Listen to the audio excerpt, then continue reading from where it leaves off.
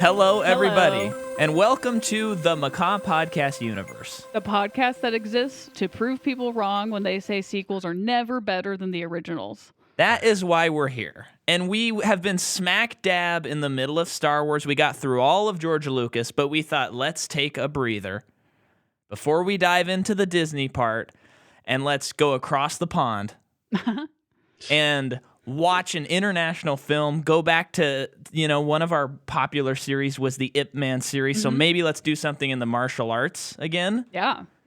So here we are. We just watched Ong-Bak, Muay Thai warrior. Yeah. And we have a very special guest. This is a big one. Mm-hmm. Jordan and I are very, very excited about this. We have Mike Hanford on. Hello to the both of you. Hello. I've never heard Thailand be referred to as across the pond. I know, me neither. Yeah. That was a first for me. But yeah, it is across the pond. Maybe the other way, the other Pacific Right. pond. But yeah. Yeah. Yeah, Micah, you're not wrong. yes, thank you. I was The whole ocean's a pond. Yeah, I was just trying to improvise a little bit. Sure. I didn't know what I was saying until I said it. So we reached out to you, Mike. Yes. And you said yes, which we were like, dang, that's cool. But then I sent you this list of all our series for the remainder of the year. Mm-hmm. And there were some big ones on there. There was Star Wars, which we're covering, some that I won't say yet because the audience won't know. Ooh, right. And But you chose this one. I went back to you and I said, can we do Dick Tracy? And you said no. And I said, all right. Then I had my legal team talk to you. Yes. And still no, you stuck with your guns. And I respect that. I said, I'm definitely doing this podcast because I respect the gumption they have. Yeah. And those lawyers were playing hardball. That was tough. Yeah, they're lunatics, those people. Yeah. But then you said, let's do Ong-Bak. Yes, I've heard of this movie, and I had heard of it, never seen. I'm trying to think of what some of the other. Oh, we don't want to talk about what the other ones were. But Star Wars feels like, I've daunting. Star Wars is so much stuff. Yeah, it is. Yeah. It's been a lot so far. It's We're so exhausted. you've only done the George Lucas or the first three. The first six. First Six. six. We've been Yes, going yes, yes. theatrical. So we did Gotcha, 4 gotcha, through gotcha. 6, 1 to 3. Yeah. Gotcha. And then now you're we're here. going- Yes. We need a break. Yeah. Star Wars stuff is tough. I like the Star Wars movies. I don't hold any type of allegiance to them. When people say they stink, I'm not like, you're crazy. Mhm. Yeah. I don't have an idea or a thought of or opinion on the old ones, new ones, whatever. Mhm. Doesn't matter Yeah. to me. Yep. But I do So, enjoy them. But you chose this one. This one I chose because I'd never seen it, and I've got it. I'm going to be looking on screen. I've got it in the background playing just to remind me of things that happen. Yeah. Cool. I watched the dub version. Did you watch the dub? No. Oh, no. How yeah, was that? Please found tell it us on- about that. Well, we can get into a whole dubbed part. Maybe Yeah. we'll lay out the Okay. because dubbed is it has a special place in my heart. Dubbed movies. Okay. It can really rise and fall. Yeah, it can add or detract a lot from a movie. Yeah. Well, yeah, I'm thinking of, was it Drunken Master, Jackie Chan's Drunken Master that we watched? Yeah, that was And that was dubbed, and it's just crazy because it's just these very white sounding men going, Yeah. hello, what are you doing? Okay, Yes. Yeah. let's fight. Yeah. Yeah. It's people who don't even sound like this one particularly. It's just like, huh, what do you mean? Like people enunciating in a way that no one would ever do. That's pretty. Kind of makes me wish we watched it dubbed. Maybe, I know. Maybe the next time around. It Yeah. definitely detracts from this Yeah. one particularly. Yeah. So before we kind of dive into who's behind this, I'm curious what everyone's like tagline thought after watching the movie was. What did you kind of just fresh off of it think first time? Yeah. What do you think, Mike? I think this is one of those movies where I said I want to see the rest of the series Yeah. because I could tell that was like who's the main guy? Tony Jaa? Yeah. Is that how you pronounce it, Jaa? Yeah. He is very good. Like the martial arts stuff was really cool, but the movie itself was a little low budget, sometimes in good ways, sometimes in bad ways. Yeah. But I think the next director is a different director and Tony Jaa. So it's Oh, want to okay. like I want to see you know that Jackie Chan thing when all of a sudden he starts to like direct essentially the movies, like, oh, he's doing a whole thing here. Yeah. And I'd like to see this with like a little more budget and just some more like cool shots of Bangkok or wherever they're gonna show up in the next one. Yeah. But yeah, it definitely hooked me. Yeah. Okay, good. Yeah, I'd never seen it either. And it's always been on my list of to watches. And I had seen this shot, and it's like a 10-minute shot where he's going up stairwells and fighting through a hotel. Uh-huh. And this whole movie, I was waiting for that shot. I think that's the third movie. Wow, okay. I'm pretty sure it's the third movie. But that shot is like, even if the rest of the movie was bad, you'd have to sort of consider it an amazing movie just for that shot. Yeah. Right. But watching this, I mean, there are certainly some cracks in the pavement on this movie, but I was so won over by the martial arts in this that when I was done, I jokingly said, it's weird that people would watch this movie and think that we should still be making movies. Yeah. And not really, of course, but it was just, there were some pretty incredible things in this. Yeah. Which of course we will get into. You gotta love a movie when someone does something so fantastic they have to replay it 3 times. I love that. I love it. That's a like a stunt thing that's only practical. Like you only see that in practical stunt movies. Yes. But you see from the different angles, and it starts right from the beginning out of the tree when that guy hits the thing in the tree and falls off. I love that. I could have. I mean, I'm just glad that continued the whole movie. It was so great. Well, have you seen the first Police Story, Mike? I'm sure I have. I can't really pick. Okay. Yeah. Well, for the audience, it's a Jackie Chan movie, and it's one of his earlier movies. I think it's one that's kind of puts him more on the map. And, is there like a famous ladder fighting scene in that one? A big metal ladder? That's a different one. I don't remember what that one's called. Is that not what in that series, though? I don't think it is in that series, okay. actually. Yeah. But I could definitely be wrong. I'm sure a listener can correct me on that. But in that movie, he is in a mall and jumps onto this pole and slides down it as lights are exploding. Ooh. And I believe they show it 5 times. Is that the same movie where he like drives downhill through a town? Yeah. It's a great movie. A huge recommend. Are those movies? The reason I think I sometimes get them mixed up is because I kind of just am there for the martial arts and the stories. The stories. This movie is Ong-Bak too. The story just kind of glosses over me. I don't exactly know what happened here. Yeah. But the action is so fun. Yeah, right. I think for these kinds of movies, the most important thing story-wise is it's just got to be so simple. Mm-hmm. You have like our hero needs to go do something. He runs into obstacles, and then I think what makes the world a little bit more fleshed out is having the character like George, the George character, who's like he has kind of more of the emotional part of the movie of like being torn between being in the city and being a gambler and having to go home. But I mean, I agree with you. Like I'm excited to watch the other movies where they probably have a little bit of a bigger budget. Maybe the story's a little bit better in the characters. But I'm seeing on screen here when what's the main character's name? Ting. Yeah. Ting. Okay. That's Ting. What they were saying here too, but then it was I think spelled differently, so I didn't know if it was a English dub translation type thing. Mm-hmm. Oh, okay. When he's leaving his village and going into Bangkok. That's where he goes, right? Bangkok. Yeah. They got some shots of some cool motorcycles. There's a motorcycle race and like a little bit of flashes of the city.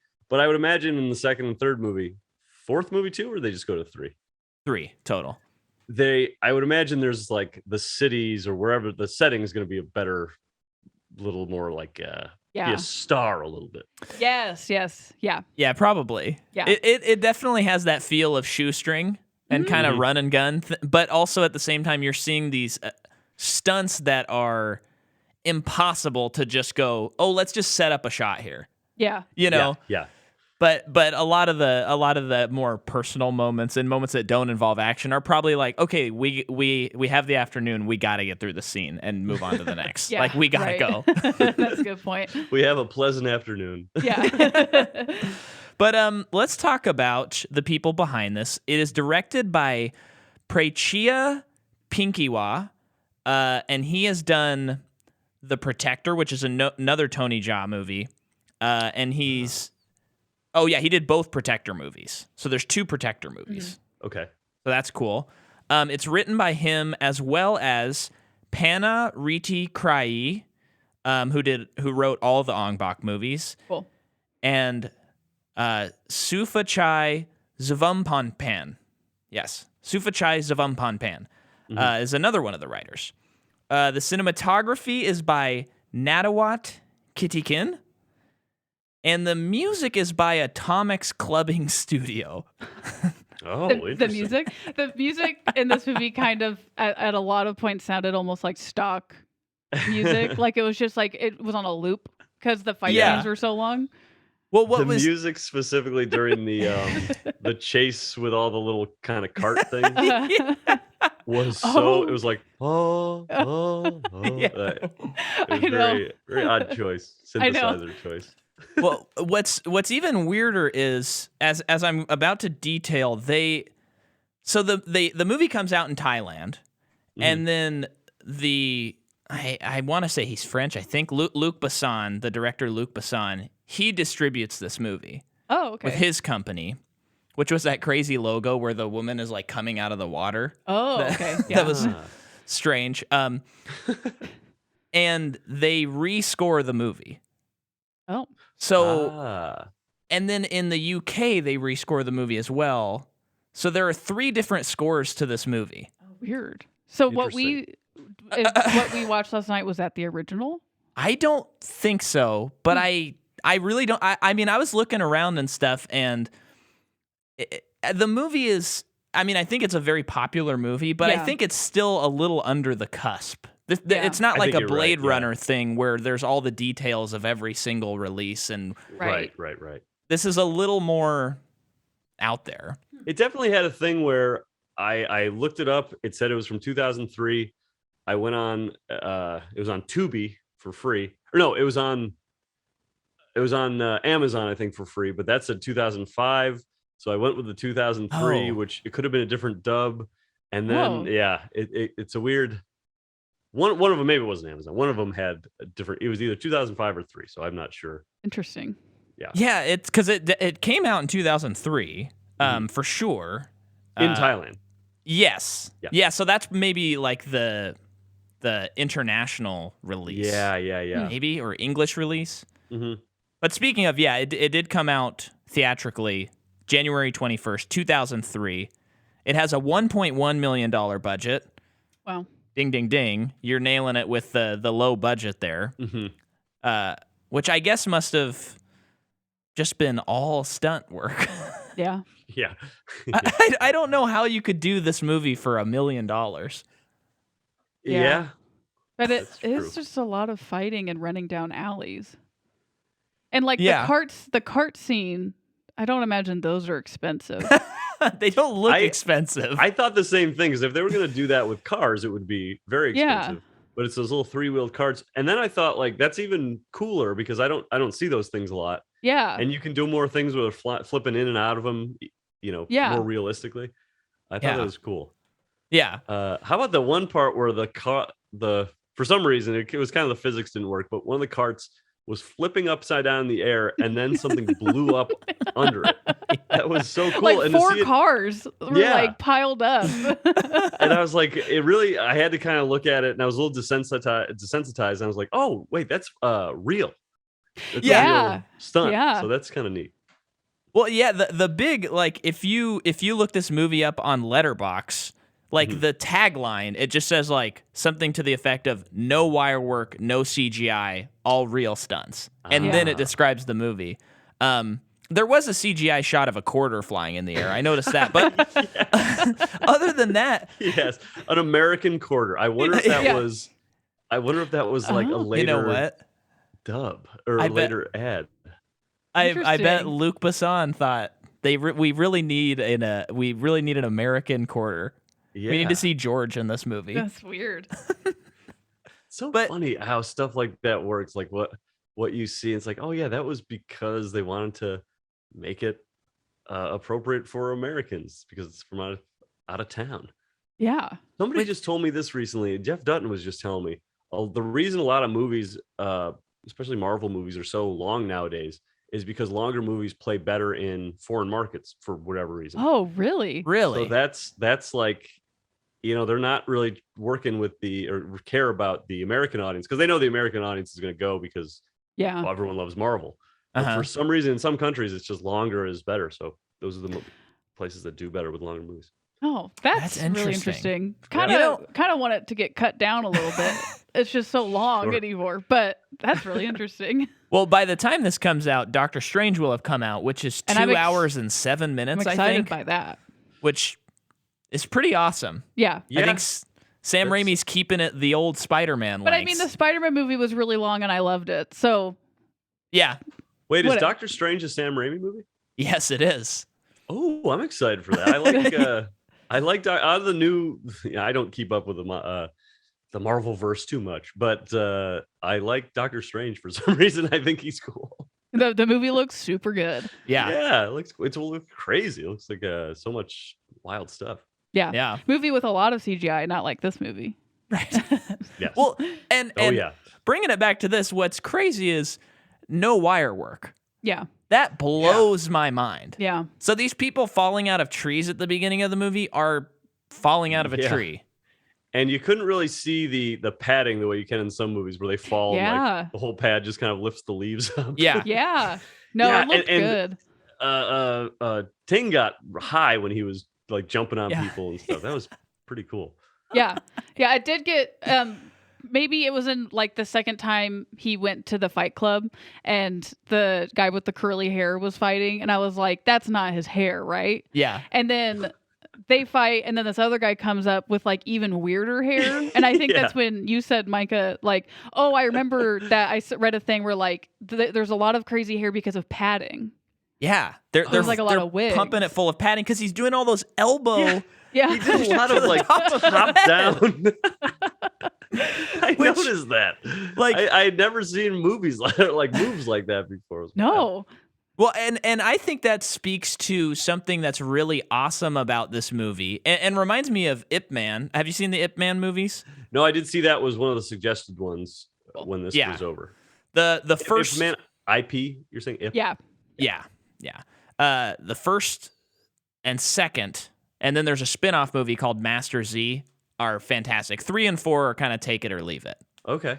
But the fighting's always good no matter what. Fighting's good. Yeah. And Tony Jaa is in Master Z as well. Yeah. Which is cool. Now, when did those come out? Are those like still in the 2000s? 2008 was the first one. Oh, okay. And then they've been coming. They came out throughout the teens as well. But what's cool about that movie is he does this fighting style called Wing Chun, and it's very graceful and sort of. It's like you're blocking everything, kind of, and then very precise hits. And so when you watch the movie already, it just looks way different from other martial arts movies. And then I think this movie has that same advantage where you're seeing this style of fight, Muay Thai, that is very kick-centered, knee-centered, and elbow-centered. And so everything just looks different than what I am expecting as a viewer. Yeah. There's those like flying knee hits that were so I like they hurt. Yeah. Really bad. I know. I can't imagine. I mean, I didn't read anything about injuries, but how did people not get injured? Yeah. That's crazy. Yeah. People got hurt. So they'd have to, right? Yeah. I would think so, because some of those hits are legit. A lot. I mean, Well, the part 2 when that second Fight Club scene, he goes through the curly haired dude, he goes through the other weird haired dude, and then that other guy with the bandana is like throwing tables and smashing them into walls. Like that hurts. I don't care what. And like at one point, I think one of the tables broke, and you saw like big nails in the in the leg of the table. That's nuts. That scene specifically, I started to like key in on the like ferocity which like these stunts were being done. Like the hits really looked like I don't know if they sped up the film or something, but it looked like each hit was like very forceful and kind of violent in a way that you're not used to seeing Yeah. in American movies, I guess, or Yeah, and many like movies. you Yeah. clearly see people get kicked in the face, Yeah. which Yeah. you just don't see that. And since it's no CG, I mean, you know when you're seeing the ripples on their face Yeah. that those are legit ripples as the kick is flying through the person. Yeah. Did you? Maybe you guys know something about this. I remember hearing an interview or something with Jackie Chan. Maybe it wasn't Jackie Chan, but it was something about how like in Jackie Chan movies or a movie like this, they're shot sort of wide angle and they don't cut away from the punch. Where as in American action movies, they're shot different, so the punches don't impact the same way, and they're not as like brutal or something. Does that ring a bell to you guys at all? It sort of does. I feel like I've heard something along those lines as well. I just don't know how it just works. like a general rule of thumb, a lot of these like Shaw Brothers, Jackie Chan, Donnie Yen movies, stuff like that. Like all these like international martial arts movies, since they are martial artists first and actors second, they're more concerned with a convincing fight than like acting well. Yeah. And Yeah. so a lot of times they just plant the camera somewhere because the guys can actually do it. Whereas, you know, if you're making a Marvel movie and you're Chris Evans, like you can't get hurt, or else then they have to postpone like 8 other movies, you know? Do you think any part of that reason too, though, for like American movies maybe cutting away from stuff like that is not showing as much violence? Like not like they don't. Oh, interesting. I mean, even with Marvel, I think you might be right. a lot of kids see those movies. So maybe there is an element of like, we don't want parents to feel like they can't take their kids to this movie because they're seeing people get punched in the face. Yeah. I think you might be right, because this movie was so like it was a little shocking to see some of the force and the punches. Yeah. And for a little kid to see that would be like, whoa, like yeah. It really shows the damage of it all, I guess. I don't know. Well, yeah, like, tough to see. Like the beauty Tough to of watch. someone like Jackie Chan blending the comedic with the fighting, he probably maybe gets away with, or at the time got away with more than if a movie was just straight violent. Yeah. I don't. Sorry, go ahead. I was just gonna say, Jackie Chan thought something I did hear from him in an interview is how when he does his fight sequences, he does very like imperceptible noises. Like if he wants the guy to come at him and from the front, it's like, ugh, and the guy to come from behind, it's like, eh. Very like, I'm not doing it right, but kind of like he's sort of directing the fight as it's happening. I mean, they know the choreography, but it's like, okay, now I'm ready for front guy to come. Now the two back guys with this. It's like he's kind of in control of the whole thing. Dang, and it's the same team that he works with, and they all know how he does stuff. And wow, I love that. That's cool. I was going to say this movie is potentially the movie where I've seen the most people potentially have head trauma by the end of it, and it's mostly from elbows, elbows and knees. It's crazy. It's crazy. And I guess it's like the first Thai movie I've seen. It might be for me as well. Yeah. I don't know if that has anything to do with the fight. I don't know. But well, and I think it's that also goes back to the fighting style. I think it's just a more violent style as well. Yeah. Because you know, the Ip Man movies are pretty brutal, and I mean they're probably just as brutal, but there's like more of a grace to it. It feels like. Yeah. Whereas this, he's just flying and just like Superman, just punching and kicking these people as he flies 100 feet in the air. Yeah. It's awesome. The cool thing when he in that 3-person fight he did in the Fight Club, I guess. Yeah. When he like knocks the guy out the window and then jumps out with him and kicks him in the air as they're falling, or like knees him in the air. It was like, wow. Yeah. How many chances do you get to do that on set? Yeah. It was so wild. Crazy. Okay, well, let me finish up my little notes here, and then we can really start digging in. I just wanted to shout out that the fight scenes were choreographed by one of the writers. Pana Riti Krayi choreographed them, and then he was Tony Jaa's mentor and a veteran director of B-movie action films. Wow. That person might be the director of the second one with Tony Jaa. Oh, okay. I will look that up. Oh, okay. Mike's got it. I'm on Mike's got it. I'm on it. Hold on. I'm on Instagram. Hold on. Okay. I'm going to be on Instagram for a while. I get sucked in here.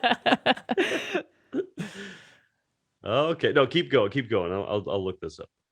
Well, speaking of Instagram, people should follow Mike. It's very funny.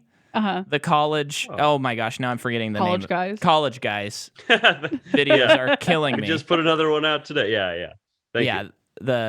When I don't know the other person's name. John Haskell. He's a really funny Haskell. New York guy. He's directed some Sloppy Boys videos. He's Cool. very funny. Well, when John Haskell comes in and says, "I got your cold brew," you sip it and you go, "Ooh, hot." that really got me. Yeah, that was the Haskell joke that he said that right. We did that. Yes, Panna Ritikar. I can't pronounce this last name.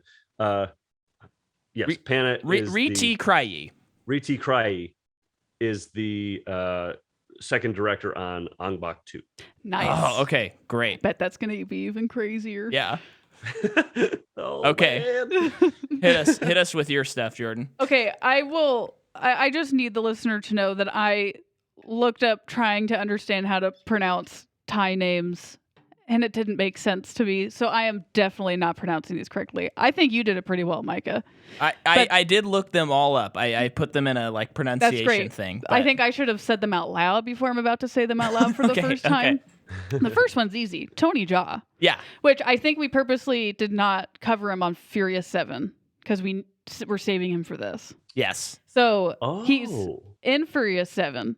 And after watching this, no, Paul Walker, you could never take Tony Jaa ever. No. But yeah, he's in the bus as it's like flipping over. If you've seen the movie or remember that one, I haven't seen. I've seen a select number of those movies. Always fun, but yeah, I'm not fully schooled. Sorry, go ahead. We recently covered them. Well, I guess not recently. They're still coming out as we're recording this. But our fans haven't been probably enjoying at this point because we hated it so much. Yeah. We loved Furious 7 though, and Tony Jaa was part of why we loved it. He's also in The Protector, like you said, Micah, and then he's in Jiu-Jitsu, Monster Hunter. That movie came out like 2 years ago with Mia Jovovich, I think. Yeah. Big bomb, if I remember right. Triple Threat, and then Triple X Return of Xander Cage. Okay. Which Donnie Yen is also in that. So there's probably some cool action in that. Okay. And then Hard Gun. And then Pet Chai Wong Kam Lao plays George. He is also in The Protector. And then he's also in a movie called This Girl's a Badass with 2 exclamation points. Whoa. We got to watch that. No. This and then girl's a badass. and then he's in Isan, Love Story, and It Could Be Him. All of these things are Thai movies as well. Okay.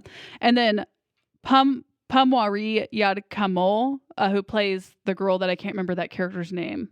Muay or something. She's also in The Protector. Yeah. In The Protector. She's also in The Bodyguard and Evil. And then the big bad guy dude is Suchao Pongwalai. He is in A Moment in June, The Love Proposal, Voice, Today is a Gift. And then Chattapong Pantana and Cool he's the steroids guy. Oh, geez, yeah. Yeah. He is in a movie called 999-9999. Like a phone number. Okay. Interesting. It's I had to read it what it was. These about. are all great titles. But, I want to watch all of these movies. Apparently in that movie you call this number and you get one wish, but people are getting killed. Sounds interesting. Okay. Are there 3 of them? Let's cover it. The next one is 100, 1000 or whatever. It's not 1000. He's also in Typhoon, Snake River, and Lizard Woman. Lizard Woman sounded crazy too. People are getting possessed by lizards and like they're making them zombies and killing people. That sounds crazy. When did that come out? Like is that Here, I'll look it up. Okay. While you do that. Lizard Woman, you said? Yeah, and the poster's pretty cool. It's got a very low rating, but and then Wanakit Sirio Putt plays is Dawn. It this movie? Yeah, when did that come out? So it came out in 2004, and it has 100 ratings on IMDb. It has a 3.8 out of 10. Yeah. Okay. So Okay. Sounds just wild. yeah, that is a crazy poster, though. But yeah, Wanakit Sirio plays Dawn. He's in The Unborn, The Bodyguard, Mysterious Island, The Protector, and Belly of the Beast. So a lot of people who are in this movie is in The Protector. Okay. Well, here's what I'm going to say right now. I don't know where we're at with our Patreon extra episodes on Star Wars, but next series after that on Patreon, we're going to do The Protector and The Protector 2. Yeah. Okay, so listener, go to patreon.com/MicahMcCaw, get extra music, get extra podcasts, plug over. Mm-hmm. Okay. So the movie begins. Mm-hmm. And we have men flying up a tree and fighting up a tree. Can I just say the first shot was super great, where it was very, very, I think maybe, before credits, but yeah, it was just a slow pan down from the tree, and then you just see all these muddy men. And they're just standing there. Yeah. And then in my version, the music was very like, not disorienting, but like, didn't really have like a cadence to it. It was really kind of cool sounding. Yeah, I think ours as well, because I was kind of like, whoa, is this like going to be a lot more artistic than I'm expecting? Yeah, I thought that too. Which I think in some ways it was more artistic than what I was expecting. In other ways, not. Yeah. But all these muddy men start going up this tree to get this flag. And I'm just assuming this is a real tree and not a built tree if you have a $1.1 million budget. Yeah. Yeah. But they are fighting up the tree and falling And just 20, ripping 30 each other feet. out of the tree. Yeah. I mean, already my ticket's sold. I mean, I'm like good to go. It's like we can only go down from here, really, because this is crazy. Yeah. It's it's going to just be like one of these movies where some of the stunts are just going to be like wacky stunts. Yes. Yeah. Yes. And then we see Tony grabs the flag, he's jumping down, and he's jumping from huge branch to huge branch. I've climbed many a tree in my day, and never have I had the amount of courage it would take to make one of those jumps. No, a leap in a tree is nuts. And he's jumping onto like big things, big trunks parts of it where he's just kind of like sliding down them. Yeah. So he's not holding anything. He's just like his strength is just like pinching his body up against these things. It is one of those stunts that it looks so fun. Like if I was a kid, there was a chance I would try it. Yeah. And hurt myself. And just have like burns all up and down your arms. Running into mom, just bleeding. Yeah.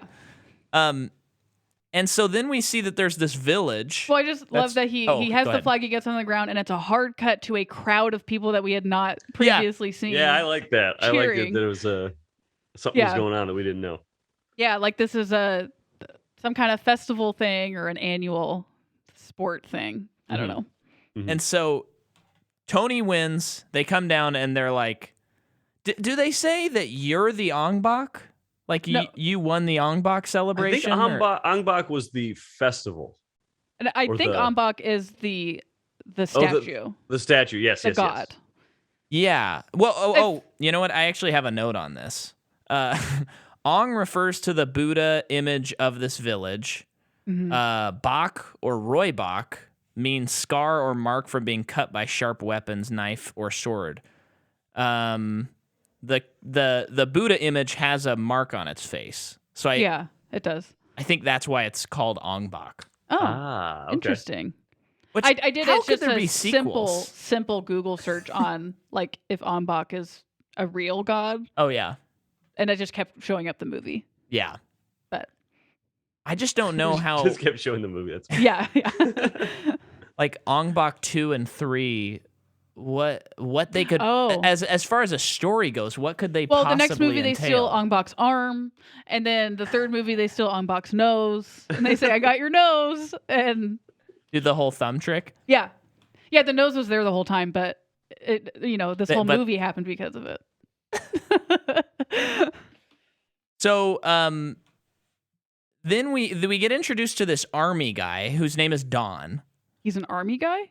Oh, yeah. He's like wearing a uniform. Yeah, he's wearing like, what is that called? Fatigues or whatever. Sure. And he's talking to this man and trying to buy this Buddha pendant. I think it's a Buddha pendant. Mm-hmm. And the guy's Amulet. like, I will never sell this. Yeah. This is for my son when he becomes a priest, who we'll later find out is George. Oh, okay. I think wasn't missed sure it. if it was Yeah. George or Ting. No, it was because that's Ting's uncle, and George is his Oh. cousin. Okay. Which I'm actually kind of surprised I figured that out. I am impressed.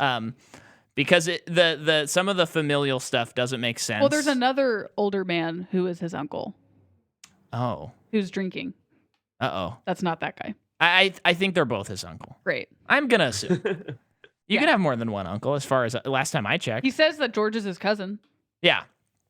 If there is a scene where it's very quick, but in the back, or they walk in the background, there's a family tree poster up on the wall. If you pause it, you can really go through. And see Well, that's the key. Yes, You just got to go back and do that. it. But you need to know how to read Thai. Yeah. That's a good point, too. I don't know how. So Yeah. Yep, that's why we're confused. So also I wonder about in your cut.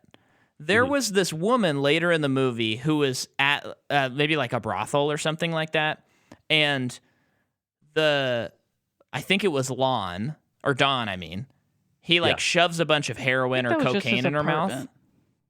Was it Yeah, not? that I had that scene. Okay, you had that scene. Did you have any other scenes that had her in it? I don't know. Oh, did that make you feel like we should kind of know the context of this? Well, I had read that someone's sister had like a bunch more scenes instead of just one scene in the movie. Oh. In the Thai version of the movie, but the version we have, no. She wasn't the person who was like the waitress at the fight. I thought maybe she was, Oh, okay. but I'm She not might have sure. been. Yeah, I don't know if they set that character up very well or at all. Yeah. Well, and yeah, I think in the Thai version they do more with that character a little Oh, bit okay. because I think she's someone's sister. Well, yeah, like when they discover her, I think it's George or someone like saying her name, and I thought it was the other girl, Muay, Oh yeah, because he was saying like he recognized her. yeah. But it definitely wasn't the same person. No, it wasn't. No. Th- Oh yeah, there, because that she was scene- definitely after the scene. That scene there that you're talking about where she gets all the heroin in her mouth and then ODs, I guess. That like, was that a brothel or just Don's apartment? Whatever it was, there was just like posters of like softcore women kind of canted on the wall, like pictures of women making out, and it just was like, okay, we need to make this a bad boys den. I know. Posters later. Well, I love that in that apartment. This is why I think it was his apartment. There was a giant poster of a Robert Redford and Brad Pitt movie on the door. Yeah. Spy Game or something. Oh my gosh, yeah.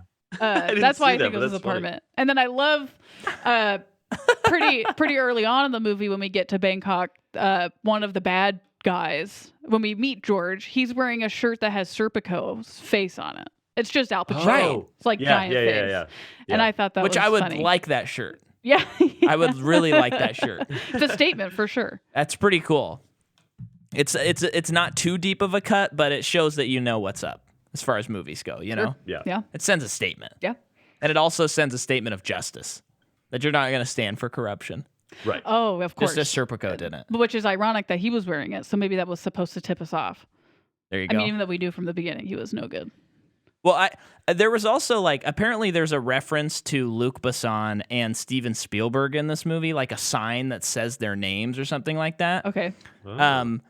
So I get the impression that they're big fans of, you know, American American filmmaking. cinema, and we're like hoping to kind of get their start with this, and obviously it worked out because this Wait, is how a much huge success. money did this movie make?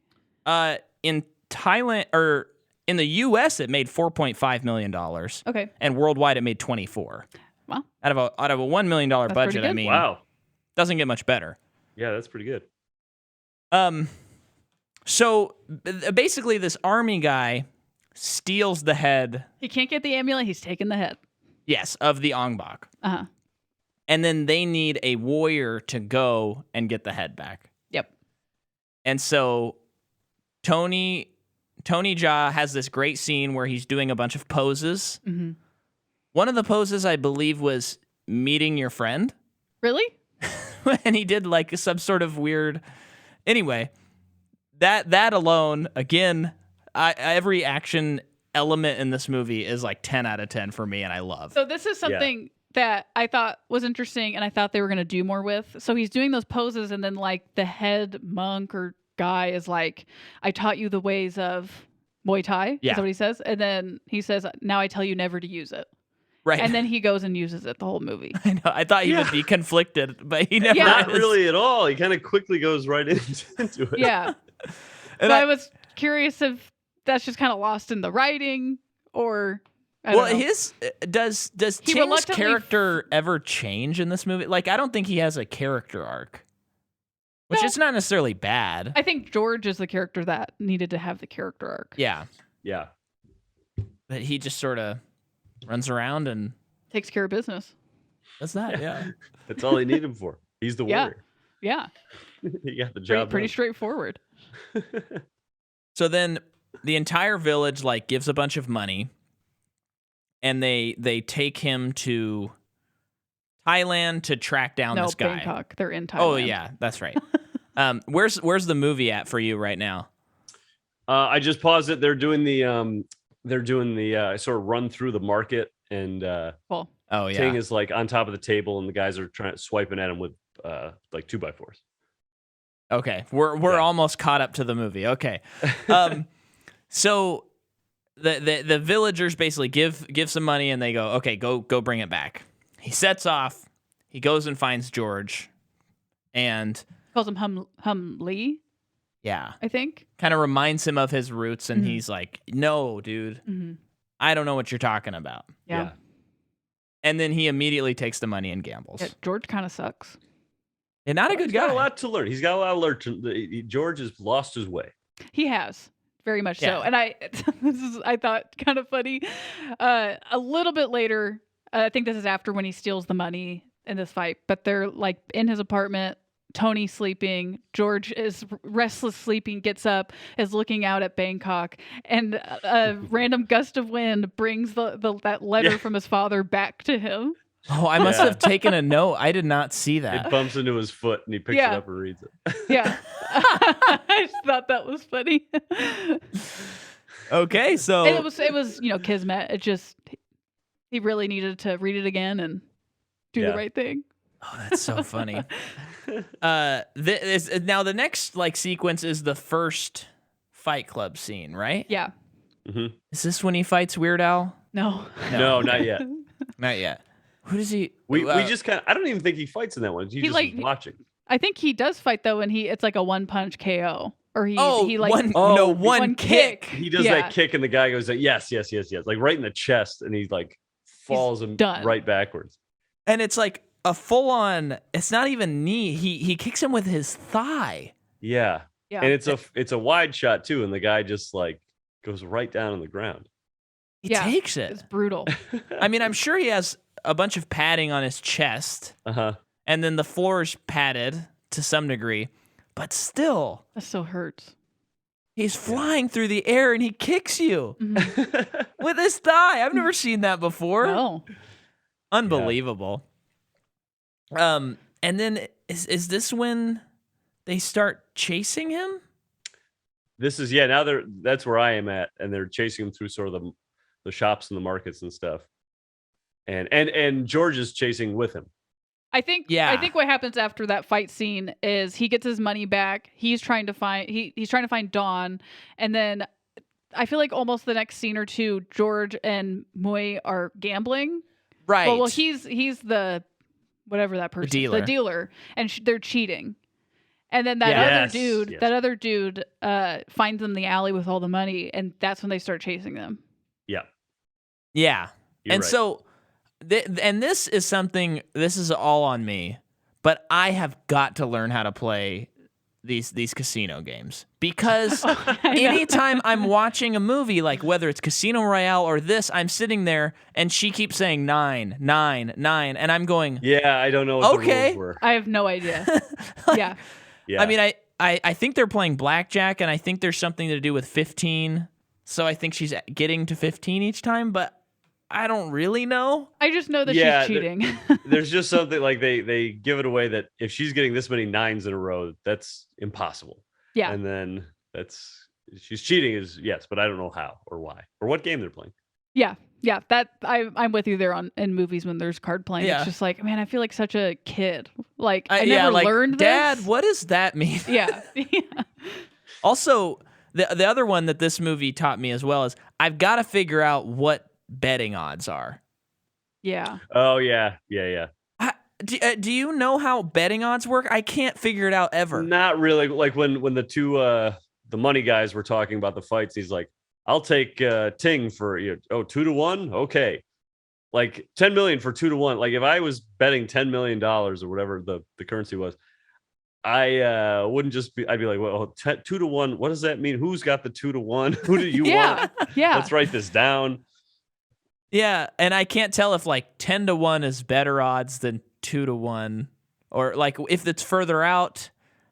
Well, if it's 2-1 and you're betting on the person who is least likely to win, don't you get double the money? Yes. If they win? So if you're betting 2-1, yeah, I think you're right.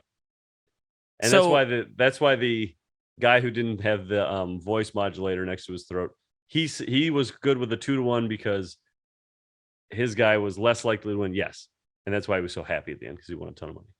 Yeah. So what would a When it gets up 10-1 odds mean? I don't know. 10-1 means if you bet, just based on what we're talking about here, if you bet $1 on the guy who's least likely to win and he wins, you get $10 back. Got it. Okay, so the bigger the number, the better, but probably the less likely for that to happen. Yes, I think you're right. Yeah. So like okay. Got I think it. we did it. Hopefully there's more like stuff like this in the next two movies so we can So we apply can keep what learning. we've learned today. The next one, he's like 21. You're like, oh, we'll never get to 21. Don't you see? So then they run through the streets, and this is one of the first real shows of the insanity of what this movie is. Does anyone have a foretell. favorite moment? Oh, I in got the a whole favorite thing? moment. What is it? Yeah. It is when Tony Jaa jumps through a circular barbed Me too, wire that's my Yeah. favorite. thing that people are holding, and he goes feet and hands first. Uh-huh. Yeah. I thought he was gonna dive through it like a swimmer. Uh-huh. I know. How do you do He that? does one better. Yeah. There was something in this. My favorite in this was when George jumps through something and goes right, maybe the same thing, and goes right into like a bucket. This I guy's think like, that is the same one. he's going Yeah. through this. I feel like George did better than I would have done throughout this Yeah. sequence. Yeah, Like, I mean, he did still great. cleared the barbed wire, but he's in a bucket now. Yeah. Yeah. Because I'm expecting like the usual. If this was an American movie, it'd be like Josh Gad would be his partner or something, and he would run and he'd be like spouting off jokes and like breaking and crashing into everything. But Yeah. George does like 70% of the things that Tony does. Yeah, he does Right. good. Just not with as much style, but he still gets through. Yeah. And It's unscathed. unbelievable. Yeah. And then when there's two guys holding pieces of glass next to each other, and he jumps. How does he jump He jumps through it? between. He almost does like a no-handed cartwheel kind of through it. Yeah. Yeah. Yeah, that's And this is why No we love idea. movies. And then so cool. he also like was it him or George? I think it was him. Was like smashing people's faces into peppers, and like Yeah, or they're Yeah. like curry Curry Yeah, like paste. curry powder. Mhm. Yeah. Nuts. yeah. That felt this sequence felt very Jackie Chan-ish to me, where there was Me like too. they were dealing with the stuff that was in the environment. Where Yeah. a lot of the other scenes were just cool fight scenes. It was like one-on-one. Yeah. Yeah. This no kind of holds stuff barred. is definitely my favorite with Yeah. action when they're using the environment around Mhm. them. Well, what do we love most about a Mission Impossible movie? It's seeing Tom run. I love to see someone who's good at running. He's good at it. So did you watch the Summer Olympics when they were last on? They do that all the time. Oh, you know Was what? that last year, you would have loved it. But another great one is when Tony is cornered and he runs on the shoulders of like 10 men. Yeah. And he runs does it like more than once in this movie. Well, in that scene, they show him do it 3 times. That's one of their 3-shotters. Yeah. It's unbelievable. Yeah. I could not do a single thing he does in this movie besides the walking portions. Yes. Yep. Maybe some of the high-flying elbows, but that's about it. Yeah. Those would be messy at best. Yes.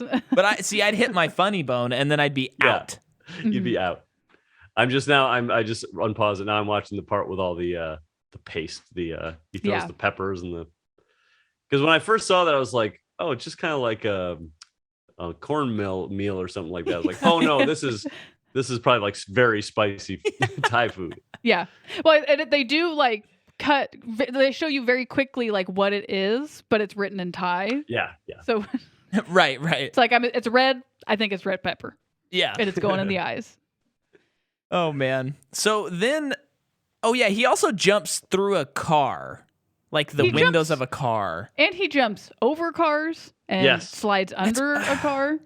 I mean, listener, if you thought to yourself, I'd like to listen to this episode and decide if I should watch the movie, consider it decided. Watch the movie. Yeah. Yeah, I would maybe from this point pause this and watch so you can know the crazy stuff we're talking about. Because just hearing 3 people go, "That's crazy! It's crazy!" I know.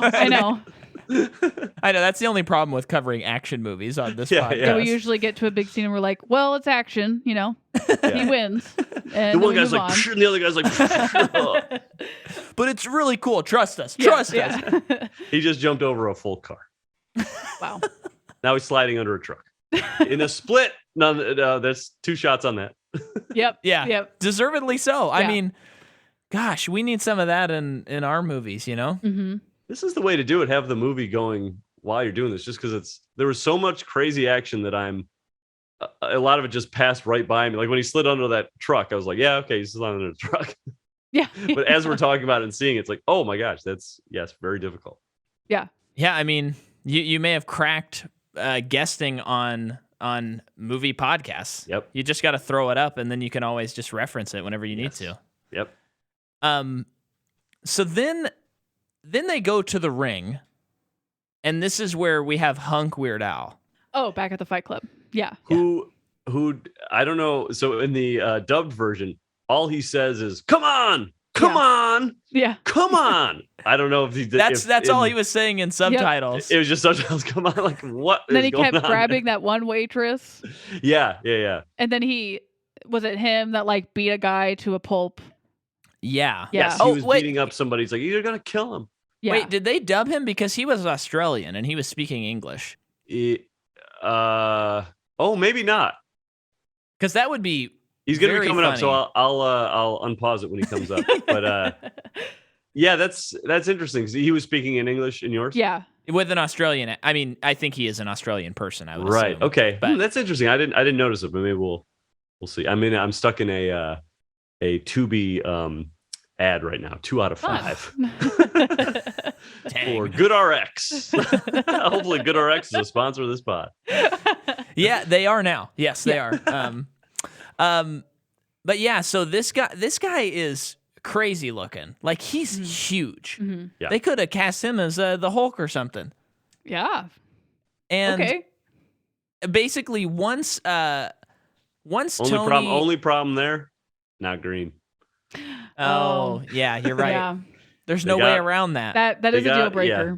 When they hired Edward Norton and Ruffalo, those guys turned green. So Mm-hmm. Yeah, I think their diet only consisted of spinach. Yeah, they did How the they got flamingo full. thing. Well, it's also how they be- got muscles because of Popeye spinach. you might be thinking of Popeye, actually. Oh yeah, I think you're right. And he's a cartoon. But what I'm talking about is real. Thank you. Okay. But when Ting sees that the man keeps violently grabbing this woman, he's kind of like, okay, I gotta fight him. I think it's also when that guy is almost dead. Oh yeah, no, he grabs another guy and is stomping on his chest. Well, doesn't that guy like come in and he's like, I'm gonna fight you with Muay Thai? Yes, that's right. But yeah, then he starts stomping on his chest. Yeah, and then Tony comes in, and if I remember right, it's a little bit more evenly matched, but he still like got him. Yeah. Much. Okay. He's yelling now. Let me turn my microphone to the. Yeah, that's not Australian. Really? So, come on, come on.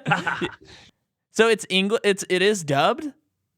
It seems like it because it's that weird like sounding. Of course, he's not talking right now. He's just getting kicked in the chest and legs. He's huge. The other he just did like that roundhouse punch and like the guy spun around. It's just a big part of the like stunts too in this are the other people reacting in such like a violent way. Yeah. Yeah. I mean, a great punch isn't going to look great unless the person's taking it in the right way. Yeah. So would now be a good time for you to tell us your dubbed, not dubbed whole thing. Sure. So I love dubbed anime. I always think it adds like the additions of like they have to finish a sentence but the mouth is still moving, so they'll do like, you want me to go in there, what? Like adding things to it. It always tickles me. And I was just rewatching watching for the first time Porco Rosso, the Miyazaki movie. Have you seen it? Yes. Well, they've Michael Keaton is the title character in that, and he doesn't have like any enthusiasm in his voice whatsoever the entire movie. Yeah, he's pretty just even. It's really weird. But this so like I was saying before, it can be good or bad. It was pretty bad in this movie, and it took away from it took a lot of the seriousness out of any situation out because people just sound ridiculous. Yeah. There was they go to I forget whose house it was, but they go to somebody's apartment in this movie, and the landlord in this version has like a Chicago accent. He's like, "Where's the rent?" It just felt like, okay, I don't know why you would go that way. Yeah, that's weird. Oh, that's interesting so funny. choice. Yeah, but I'm such a moron that like I will usually go dubbed over not dubbed, so I can, especially a movie like this, I want to watch all the stuff happening on screen rather than be like looking down and getting ahead of myself with the reading and stuff. Yeah, I think with anime, particularly Ghibli movies like Hayao Miyazaki movies and stuff, I think for the most part, I think the dubs are pretty good. Yeah, I've enjoyed them. But then again, the movie Grave of the Fireflies I watched, and it's such a serious and somber and depressing movie. And the dub was so bad that it was really taking that away. What is that? Is that a Miyazaki movie? I haven't heard of it. It is Ghibli, or Ghibli, or however. I think it's Ghibli. Ghibli. And he might have been a writer or a producer or something. It's like older, right? Yeah, but it's about these kids in World War II while their area is being attacked. Mm-hmm. And if I remember right, they become orphaned and they're just trying to live. And they're literally starving throughout the movie and stuff. And it's really, I mean, as far as World War II movies go, one of the best ones. Interesting. But there's a little girl in it. And the English dubbed person is really trying to capture what you would stereotypically imagine a anime child would sound like. Okay. So it's real bad. Yeah. Real bad. So anytime someone is like, oh, I'm going to watch that movie or whatever, I go, don't watch the dub. Watch it subbed because it is so bad that there's scenes where I would have cried, but I was not because... Tell me the name of it again. Grave of the Fireflies. That's a cool name. Yeah, it's really good, but very intense. There's also something too with dubs. I don't know if it's probably just the sound design in like Studio Ghibli movies, but there's like if somebody's walking down a hallway and it's just them, like the heel clicks on the shoe are so present. Yeah, that's true. I've never noticed that. It's just and I don't know whose job that is, but it's just like Oh, I love that. Yeah, see, this is just so funny. Having you on here and knowing your involvement in the Comedy Bang Bang TV show, and I'm just like, these are where these ideas started, right? Where you're watching something and you're like, those heel clicks are loud. Let's do a sketch about that, or I mean, I don't think there's a sketch like that on the show, but so many of those things are very like inside baseball. That sure. Which is, or at least like it. little details and things that you're like, oh well, let's make it close to whatever the thing is we're making fun of. Oh, Yeah. he's fighting now the guy with a big puffy hairdo. Yes, I dubbed him anime hair guy.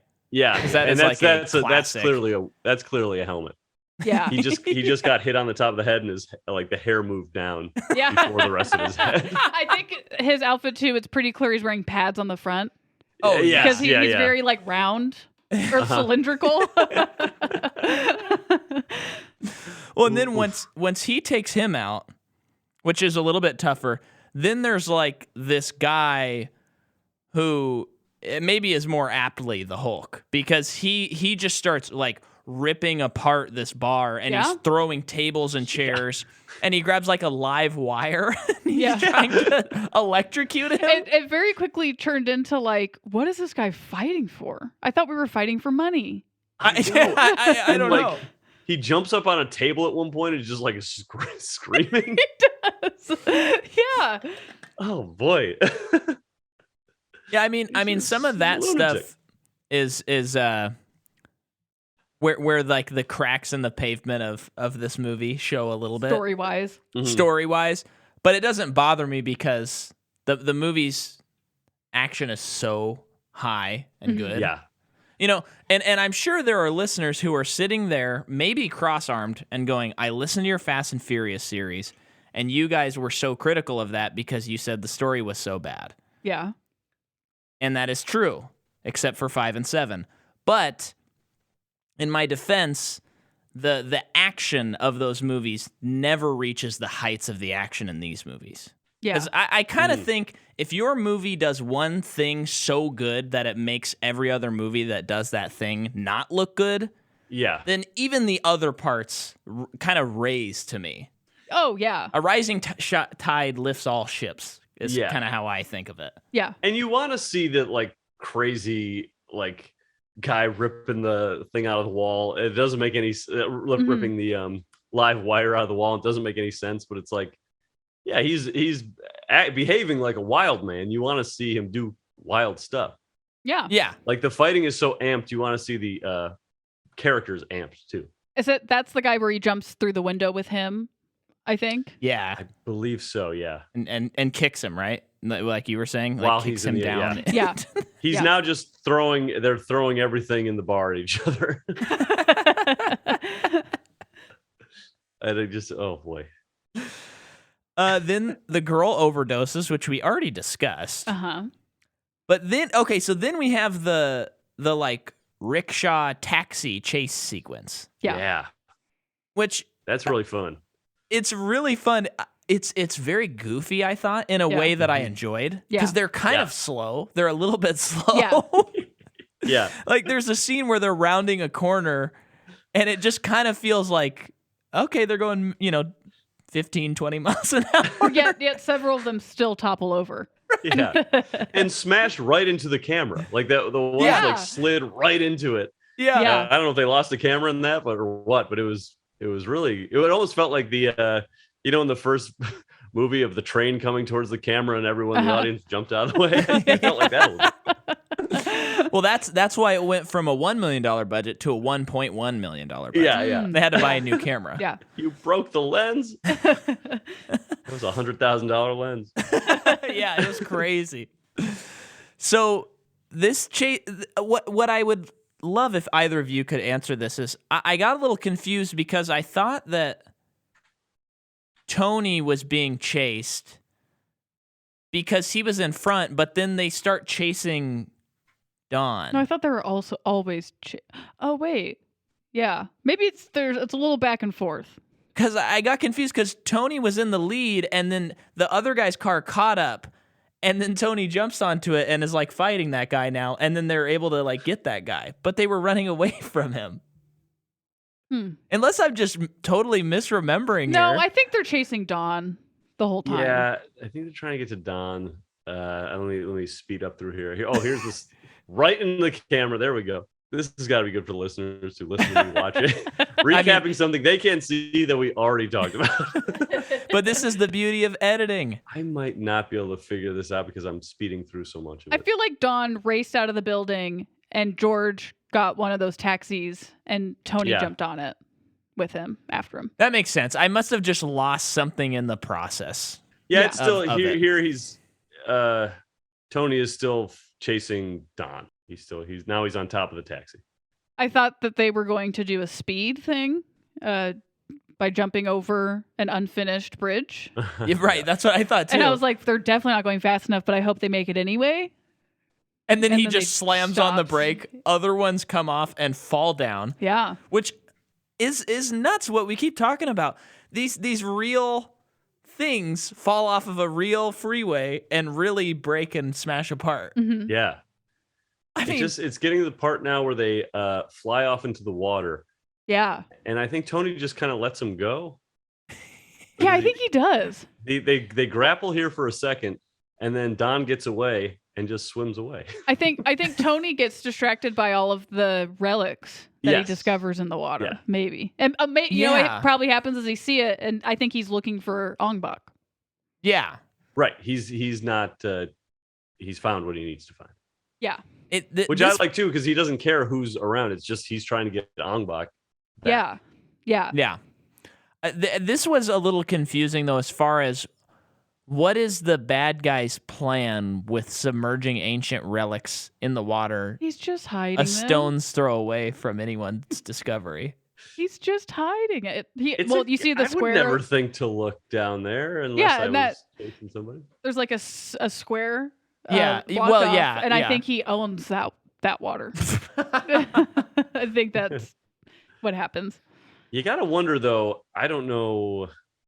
Yeah, there's a little square of like floaties out there. I don't know what like water would do to a relic like that. You think after time it would not be good? Yeah, hopefully he's keeping them there at the most a week. At the most. Yeah. But what and now I'm just forgetting. I'm not criticizing the movie. What was his idea, this bad guy? What do you mean? Because he's very like, I am God. I think Ong-Baks are stupid. Yeah. The guy with the throat voice modulator. Yeah. Yeah. See, that was a little confusing. There was Don, and then like so the other guy was his boss. Yeah. And he says, did you get that Buddha relic? And he's like, no, I didn't get the Buddha relic, but I got revenge and I got this head of a statue. Mm-hmm. And then he goes, well, this is worthless to me. But then I think it does become this point of pride where he says, well, I'm just not going to give that back Well, also to Ting. Ting lost him a ton of money, so he just hates him. Right. But what is he's his idea in the first? Is he selling these relics? Or is he Well, just destroying them because he doesn't like them? I'm imagining selling, because in the last scene of the movie, they are excavating the giant Ong-Bak, Yeah. and it is revealed that there's gold in it. Oh, that's right. So maybe he yeah. knows that or something. I mean, I think you could also just get money for these relics Right. on the black market. Yeah. It's a weirdly, like, I love how fast this movie is, and it just goes from spot to spot to spot. But it also is a weirdly convoluted movie. Yeah, I think that like if it was more experienced writing or better or something, like the whole I'm God angle on his part and how Ting is so reverent towards their religion would hit harder. Oh, yeah, definitely. Because I do like that stuff. It's well, cool. when you guys were talking about maybe a different version of this movie has more story in it, maybe that it might be cleared up a little bit in a different version. Yeah. That's Oh, true. that's a good point. There might. there might be a missing scene or two that would explain that. It's weird that they didn't just have the guy at the beginning, Don, say, "Hey, I'd like to buy your Ong-Bak," and then he goes, "No," and then he steals the Ong-Bak instead of this like ancient relic that is not used in the movie at all. Yeah. Right. He's going there for a pendant and leaves with the head. Yeah, I don't really get that. And I don't understand. Because it's like you came back under the cover of darkness to steal something and you didn't steal the thing you wanted. Right. I'm like, right. And I wonder if that's like a cultural thing where that's something we're missing. Where sure. Yeah. It's maybe a revenge thing to take, like, you weren't going to give me this, so I'm going to take even the thing you like even more, kind of ruin the whole town or something. Yeah. Yeah. Well, I guess because they do say that the town will be cursed until they get it back. Yeah. So, I guess that, yeah. So he's so evil now that he's like, oh, I didn't get the one thing I wanted from one guy. Now the whole town's going to go down. Yeah. I like that. But we're doing some stretching there. I don't know. Right. Yeah, I think so. The bad guy just smoked out of his the hole in his throat. I didn't see that the first time I watched this. Which reminds me of that. Do you remember that PSA? Yeah. With the old woman? Yeah. Man, I think that's scarred on everyone's brain. Yeah.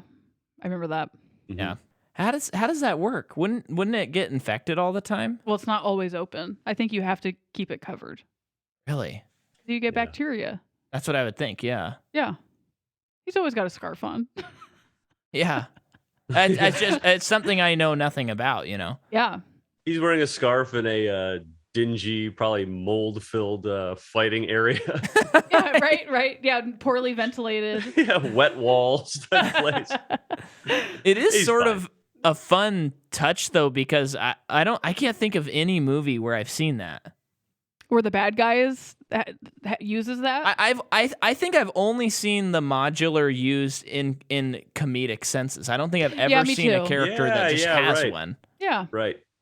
Let alone the smoke hole. Yeah. I don't think I've ever seen that. What other medical questions do you have, Micah? How do you do Is it any of possible these to elbow stunts? someone on the top of their head and puncture their skull? Because yes, this movie does it. He does. And the guy gets up. Yeah.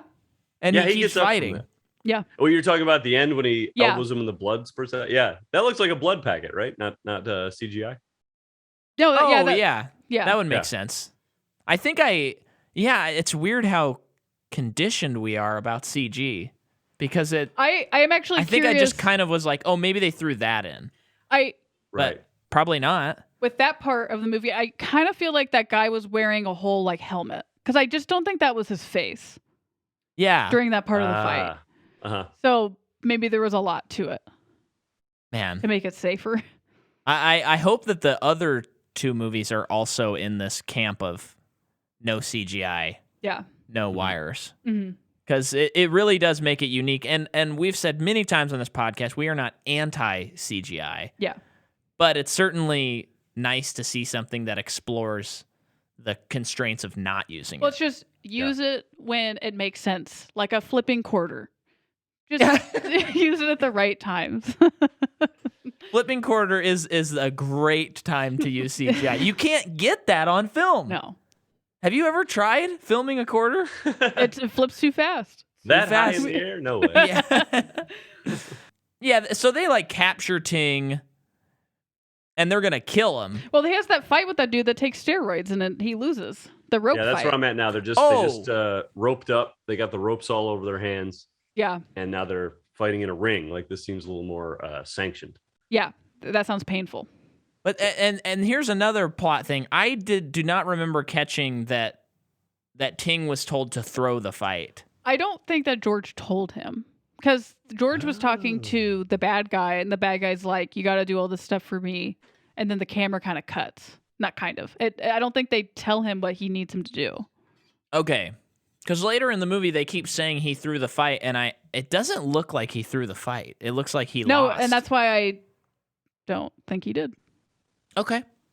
Yeah, he's From my kicking memory. him. He's trying to kick pretty hard, and the guy's just letting him hit him in the chest and stomach, and he's not moving at all. I imagine George would want to win a ton of money, so maybe he didn't tell him and hoping he would win.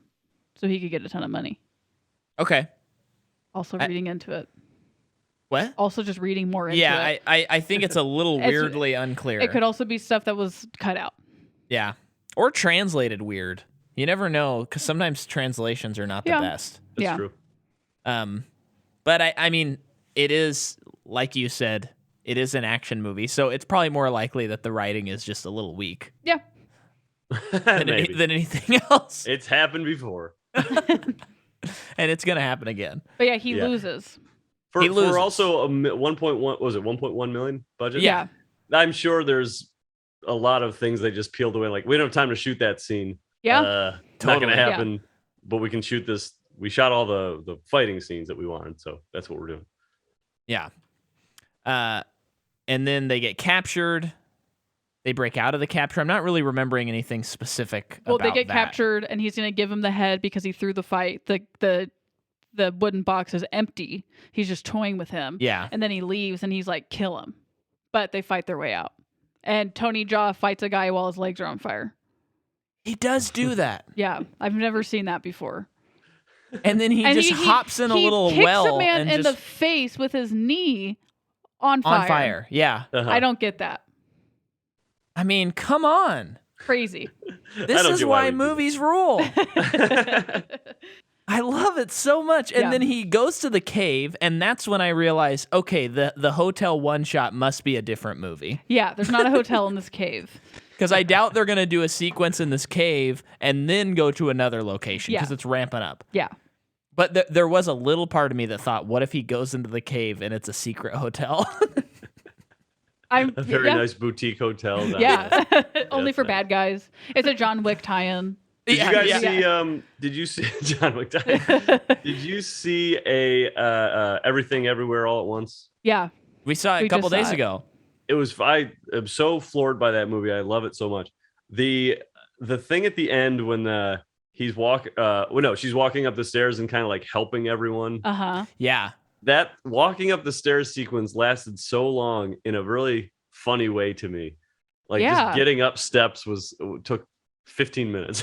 I know. It was really funny. The first like 3 people she went through, and it showed us like their bliss and their happiness. Mm-hmm. It's like, okay, please show us everybody's. Yeah. I want to see what makes everyone happy. I laughed out loud when she fixed the guy's neck, and he was like, "Thank you." That was so funny. That movie was so like I was really not expecting it to be as humorous as it was. Like, oh man, and everyone in the theater was laughing like the whole time. Yeah, super silly, and at the end, like very like, you're almost in tears with what the dad was saying. He's like, "This is how everyone, no one knows what's going on, and we're just trying to be like, oh shit, no one knows what's going on." You're right. Yeah, it was great. It's a gorgeous movie. I will be shocked if I like a movie that comes out in this year more. I think that's going to be the top. Yeah, it's really and good. Also speaking of martial arts movies, like a lot of good martial arts stuff, right? Just action fighting stuff. In a way that I did not expect. Like I was watching some of those fight scenes, I was like, whoa, we're in a kung fu movie here all of a sudden. Yeah. It was really good. Yeah, I mean, and you said I can't remember his name, but the guy who's in Goonies and Indiana Jones. Yeah. What were you saying about him? What? That he? Oh, I just saw that. I think in his throughout his career, he has like been an assistant fight choreographer. I don't know how extensive that is, and I think it might have been in reference to a specific movie, but it just made me think he must have done at least most of his stunt work. Yeah. Because he did have a certain control, and they weren't cutting away. I mean, I know they can do face replacements now with CGI, but there was just a vibe of like, I think he's doing all of this. Yeah, I think so too, because that movie was only like the budget of like 25 million. It was one of those weird, like, not a super huge budget, not a tiny budget. One of those movies that are kind of like tough to get made. And so I don't know. Yeah, I don't think you would have that much money to do many things like that for the amount of like fighting that was involved. And with all like the other special effects that were in the movie. Yeah. Right. That would be a huge special effects budget. And then Michelle Yeoh, of course, we know that she's doing at least most, if not all, of her stunts. Yeah. Really cool. She's so unbelievable. Apparently the Daniels, they had come off of the what was that movie with Harry Potter? I didn't see it. Swiss Army Man. Swiss Army Man. Oh, you got to see it if you like this. Oh, really? It's good. So It's good. really It's good. so good. Okay. Same weird. Funny, dramatic energy. Yeah. Okay. You'll laugh and you'll cry. Well, I guess they came off of that and it did well at Sundance and whatever. So they're like, "Ooh, we might get asked to do like a Marvel movie soon or a DC movie." And then maybe that wasn't happening or it just wasn't going anywhere. So like, let's just do our own, what we would do in a Marvel movie, our own. That's on our so own, cool. So we don't have to like adhere to anything. And they just wrote it and did it. I mean, Nailed it. More steps than that. Yeah, but right still, that's so cool. Maybe they wanted the Doctor Strange movie because it's also a multiverse movie. Right. And it didn't work out. Well, it's nuts that, I mean, we haven't, at the time of recording, we haven't seen Doctor Strange yet, but Spider-Man was a multiverse movie. That was a multiverse movie, and Doctor Strange, that's like 5 months. A lot of multiverse stuff. Yeah, that's like the new trend, and I have no doubt in my mind that I'm going to love Doctor Strange, but that Everywhere All at Once is going to be better than all of those movies. Yeah. It will be the best of the multiverse, at least for now. I took my nephews and niece to see the Spider-Man movie, and what was it called? No Way Home. Yeah. No Way Home. And my mom went with us, and she hasn't seen the Spider-Man movies at all. And I'm also not very versed in those, but I knew Garfield and Tobey Maguire. And when those guys came in, I've like to my mom, okay, so those guys actually were in other Spider-Man movies. And my nephews and niece were like 10 and younger. They got it. Even though I don't think they've seen those movies. Whoa. But my mom was like, okay, but they're real. They were really, I was like, yes, but they were in different movies from like years ago. So this is like a big deal, I guess. And she was like, then got the idea that, okay, this movie's wildly above my head. So anytime they'd be jumping in and out of universes, she'd just be laughing like, okay, that's what we're up to now. Well, that movie is such a perfect, I mean, for the record, I love that movie. Huge Spidey fan. Love it.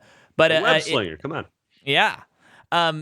It's just a perfect encapsulation of like what 40 years of growing up on pop culture and those people now making movies is. Yeah. It's really, I mean, I think it's awesome and I love it, but it's also like the more cynical side of me is like it's a little scary for people who want to make movies like Everywhere All at Once or everything everywhere all at once. I don't think I've ever said it right. Yeah. Because, like going to a studio and saying, hey, I'm going to make this multiverse movie. And they go, well, what IP are you going to use? And they go, yeah, we're no IP. Yeah.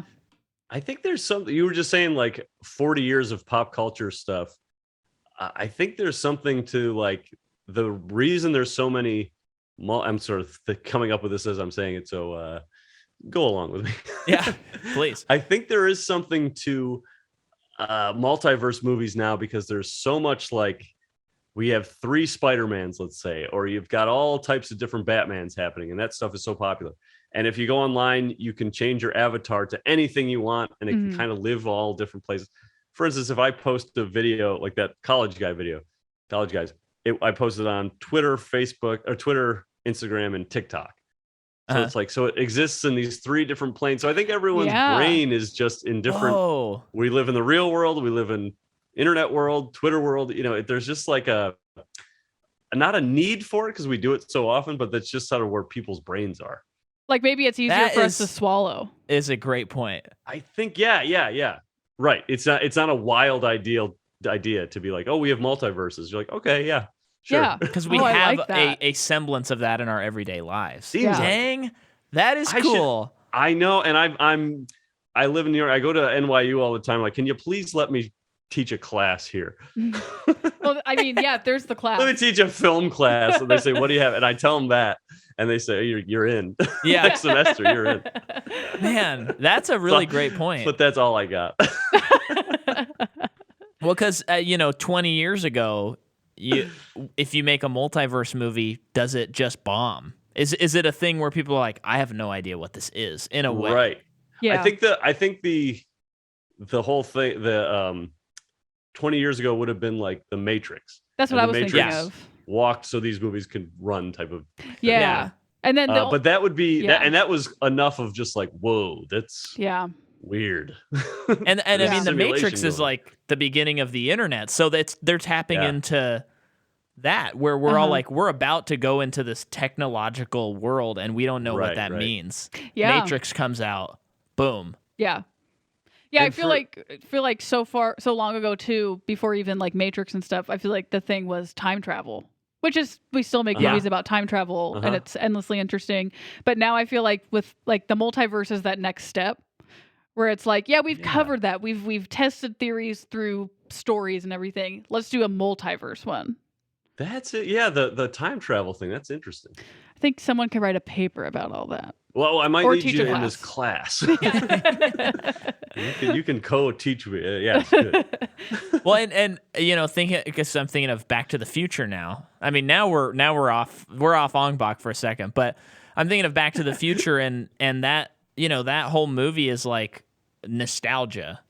And so like at that point in time, you have what the 80s. You have like American history becoming much more complex. It's always been complex, but to the middle class people who have advantage, it is now like, oh man, I can't trust the president, or I can't trust my government and stuff.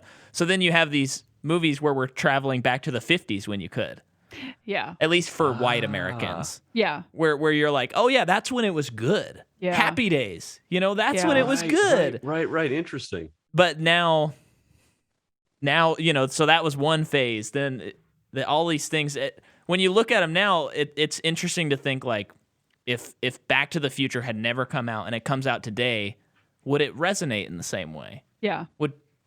Or would they just be like, oh yeah, that was a fun, good movie? Yeah, or would it be a phenomenon? Like, they go to a different time period. Like it wouldn't be back to the 50s. It would be back to whatever. The Old West, like the third one. Yeah.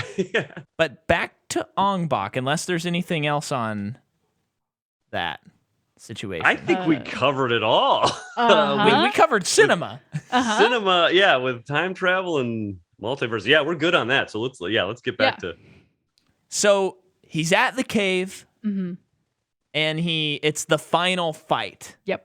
He fights Steroid Man, who jabs 5 needles into his breast. Before that, and throws it down. Which that's crazy. He had those rip roaring and ready to go. It just cuts to him mid swoop, stabbing them into. But before that, he's fighting this other guy who looks insane. Who has what's that saw called that makes the funny noise? Oh, a saw. Oh, okay. That's like a logging saw. Lumberjack saw. And he is like, his arms are up and the blades are like in his arms. Oh, that hurt to watch. That was a nice inventive. The saw is such an interesting weapon because it's funny sounding, and certain attacks are sort of harmless. You're just getting slapped. I imagine it still hurt though. Well, yeah, but then there's also like the dangerous side, So that's a fun weapon to use. Yeah, I love it. George's arm. I just unpause it. George's arm just got broken. And then Ting just broke a guy's leg by like jumping. That's a bit much. Yeah, which I did read was cut in some of the versions. Oh, so that they wouldn't get like a really intense rating. Yeah. Just funny thing, because 2003. I guess I'm just desensitized to this sort of thing because I'm like, how would this be worse than an R? In some countries, but. Wait, what is this movie rated? I mean, it's R. Oh, okay. But I there's the different countries have different classifications, so I'm not gonna try and figure out exactly. Oh, come on. What that one was. Elbow smashes guy's head and it squirts blood. Yep, that was cool. But he comes back. But then I think George dies. Well, the giant head rolls off the Ong-Bak. Yeah, and I think crushes George. And I missed that. I don't really know how it rolled off, but I missed the first time I was watching it. When they go down there, there's like workers working on it. So they're like loosening it for work purposes. Yeah. But I think that's when it rolls off, like part of it chips off and we see gold. Yes. Yeah. And it smashes a bad guy too, right? I think so. And Wait, then did George, you have the version? Maybe this may have been the dub version, but when the thing chips off and you see the gold in the background, you see Austin Powers' gold member look out for a second. Oh, I think just that kind wasn't ours. of pump his eyebrows a little bit. He doesn't say pump anything. his eyebrows. He just pumps his eyebrows a little bit, and you're like, who was that? Was that so? That probably wasn't in your. No, not in ours. That was like the multiverse edition. Yeah. Yeah. Doctor Strange's rings were going around, and then yeah. I mean, I'm just assuming from what you described. Yeah. But yeah, then he has the statue, He brings it home. and what King I love just got shot, by the way, and I think that's the first time a gun is used in the whole movie. Oh, I don't remember him getting shot. I know. I didn't remember it the first time either. He just the guy with the voice modulator just shot him in the arm. Oh. It's not good.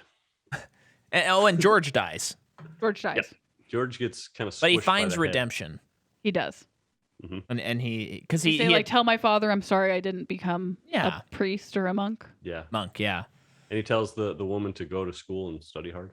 And Yep. then return to the village. And what I love about a good tight action movie is he like goes to the village and they go woohoo, and then it just The starts credits. playing the credits. Yeah. Yep. That's great. Like, how do you guys feel about end of movie fight sequences are always too long for me. Yeah.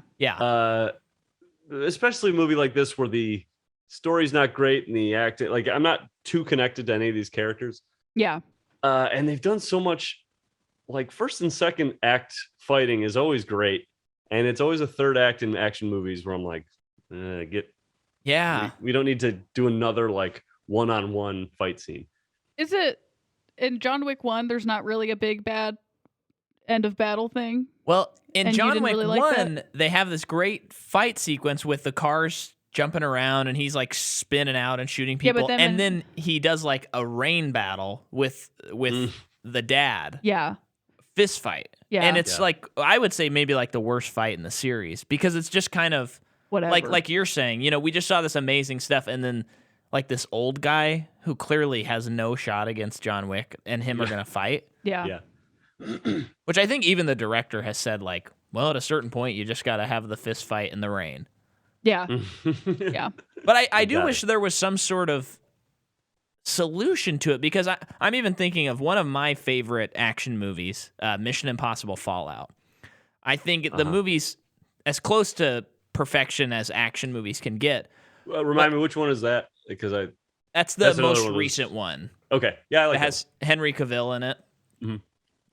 But they have this crazy helicopter sequence at the end of the movie where he's chasing Henry Cavill, and it's just like insane. And then they crash, and him and Henry have to fist fight, and it's just kind of like, well, the climax was the helicopters. Yeah. I've never seen that before. Yeah. And then now these two guys are gonna fight.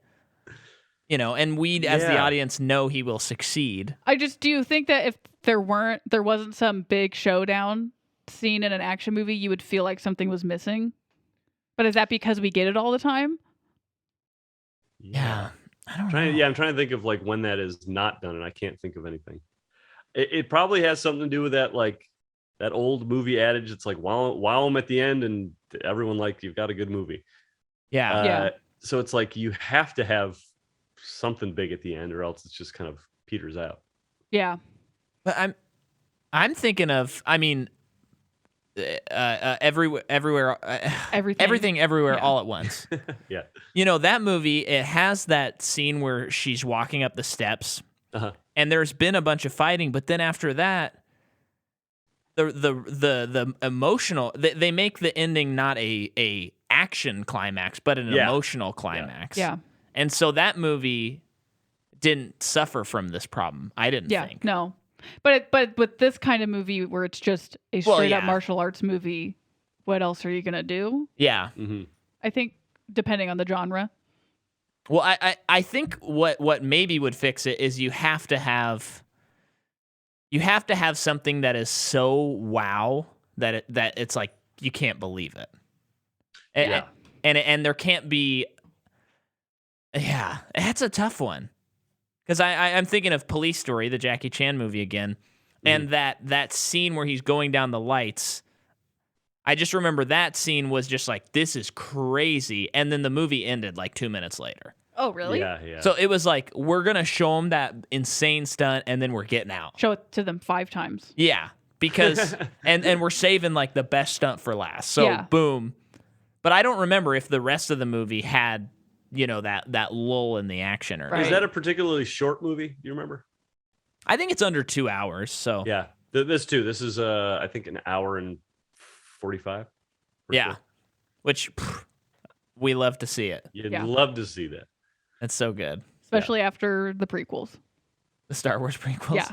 Come on. I love it.